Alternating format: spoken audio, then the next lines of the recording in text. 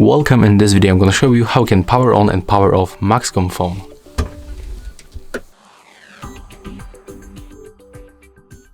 Okay, so to do this, first of all you have to activate your screen. So click, for example, for this red button and then click and hold it for a few seconds.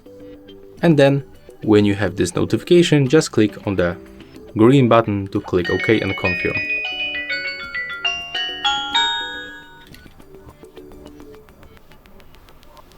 And as you can see, that's how it works. To power on our device, we have to use this red button. Click and hold it until our screen turns on. Now you can release.